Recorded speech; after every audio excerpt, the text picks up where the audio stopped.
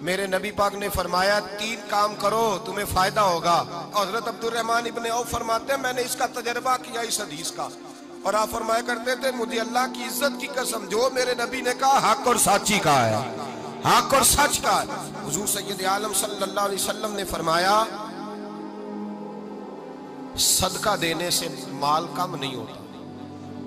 सदका देने से माल जी क्या करने से, ये वादा है नबी पाक का।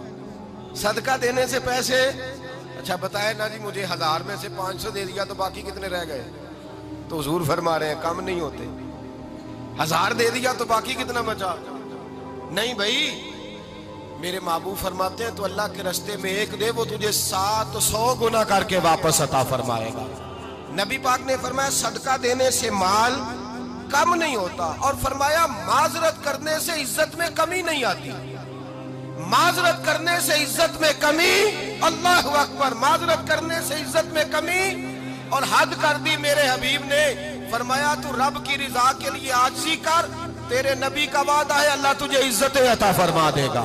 तो झुक जा अल्लाह की रजा, आजिज़ी इख्तियार कर, सादगी इख्तियार कर, सादगी आजिज़ी कर, तुझे अल्लाह। एक 2 बातें इसमें इरशाद, एक माजरत कर गलती हो जाए, और दूसरा पहले आजिज़ी की बात सुने। हजरत उमर बिन अब्दुल अजीज बादशाह थे, सोए हुए थे, गुलाम भी पास आराम कर रहा था, मेहमान भी आए थे। गुलाम की ड्यूटी थी हर वक्त हजरत के पास रहना। अब सोए हुए, देर हो गई, गुलाम बेचारा थोड़ा थोड़ा ऊँग आते आते सो गया। हजरत चिराग रोशन था, कुछ लिख रहे थे, मेहमान बैठा था, खादम सो गया। अब चिराग ना आहिस्ता आहिस्ता गुल हो गया, बुझ गया। हजरत उठे, बूढ़े आदमी थे, चिराग सही करने। मेहमान कहने लगे हुजूर मैं ना कर दूं, मैं ना कर दूं। कहने लगे नहीं तुम मेहमान हो, मेहमान से खिदमत नहीं ली जाती। तो उसने कहा गुलाम को जगाइए। फरमाने लगे अभी तो बेचारा सोया है और नींद से बेदार कर दूं। खुद गए, उसमें तेल दोबारा डाला, बत्ती ठीक की, जलाई, वापस आ गए। वो मेहमान, अब बादशाह का मेहमान भी तो को बादशाह ही होगा ना। कहने लगा हुजूर आप अपने काम खुद करते हैं, क्या लफ्ज है, क्या हुस्न है, और 2 जुमलों में क्या तासीर है। आप फरमाने लगे हाँ मैं अपने काम खुद करता हूँ। जब मैं गया था तब भी उमर बिन अब्दुल अजीज ही था, और जब चिराग सही करके वापस आया हूँ तो फिर भी उमर बिन अब्दुल अजीज ही हूँ।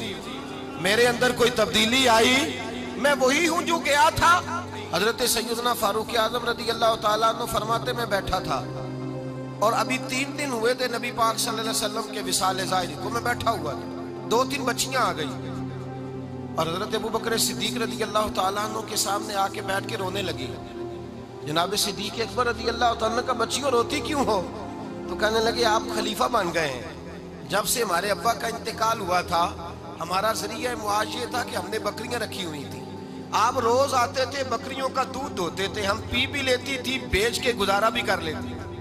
अब आप तो खलीफा बन गए, कौन आया करेगा?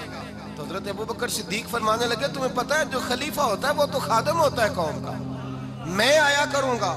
हजरत अबू बकर सिद्दीक रोजाना उठते असर के बाद और जाते, खलीफा होने के बावजूद उन बच्चियों की बकरियों को पकड़ते, दूध धोते, उनके घर में दे के आते।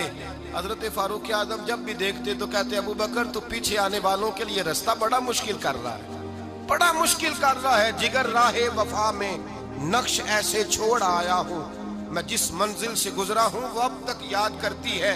हजरत सलमान फारसी रज़ी अल्लाह ताला अन्हु सूबे के गवर्नर थे, सादा सा लिबास पहनकर, सादा सा, बस स्टॉप पे खड़े थे, जहां से लोग अंदर दाखिल होते थे, जहां सवारियां बांधी जाती थी, आज हम अपने जुबान में उसे बस स्टॉप कहते।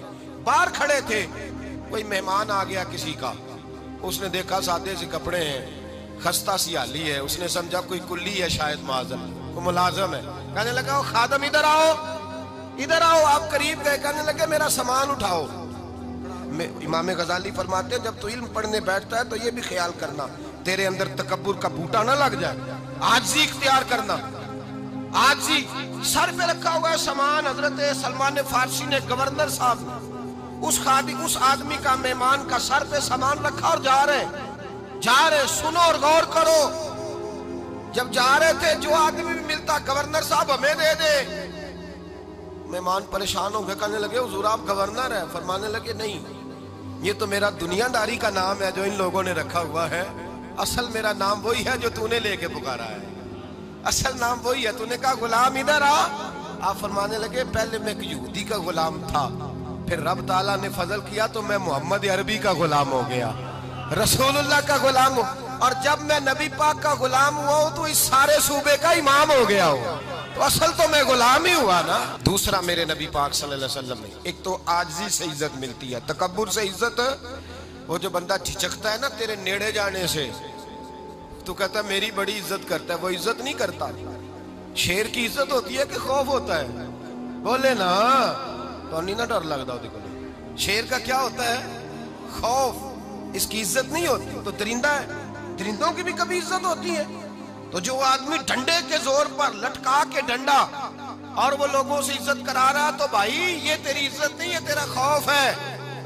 इज्जत आजिज़ी में है, इनकिसारी में है। और दूसरा मेरे नबी पाक सल्लल्लाहु अलैहि वसल्लम ने फरमाया इज्जत माफ करने में है। इज्जत किस चीज में है? बदला लेने में इज्जत, ये हकायक है। इज्जत बदला लेने, जिसने एक थप्पड़ के जवाब में दो मारे वो बाइज्जत नहीं, बल्कि मुस्नद इमाम अहमद बिन हंबल पढ़ी, हजरत मूसा अलैहिस्सलाम कोहे तूर पे खड़े, मेरे रसूल पाक अलैहिस्सलाम फरमाते हैं जनाब मूसा अलैहिस्सलाम ने अल्लाह की बारगाह में अर्ज किया, ऐ अल्लाह सारी दुनिया कहती है हम इज्जत वाले हैं, हम इज्जत वाले, मन आज़्ज़ु इबादा का या अल्लाह, ऐ अल्लाह तू बता तेरे बंदों में इज्जत वाला कौन है? तो हजरत मूसा कहते हैं रब करीम ने फरमाया इज़ा कादरा गाफारा, जिसके पास बदला लेने की ताकत हो फिर भी माफ कर दे वो बड़ी इज्जत वाला हुआ करता है। जो ईंट के जवाब में पत्थर मार सकता हो, जो गोली के जवाब के अंदर 15 गोलियां मार सकता हो, लेकिन माफ कर दे वो बड़ी इज्जत वाला है। इज्जत वाला है जो माफ करे। हजरत फखर जहां देलवी बहुत बड़े दरवेश थे, सिलसिला आलिया चिश्तिया का बहुत बड़ा नाम, और इस सूफी के आप हालात पढ़े तो रब करीम ने बड़ा ही नवाजा हुआ था।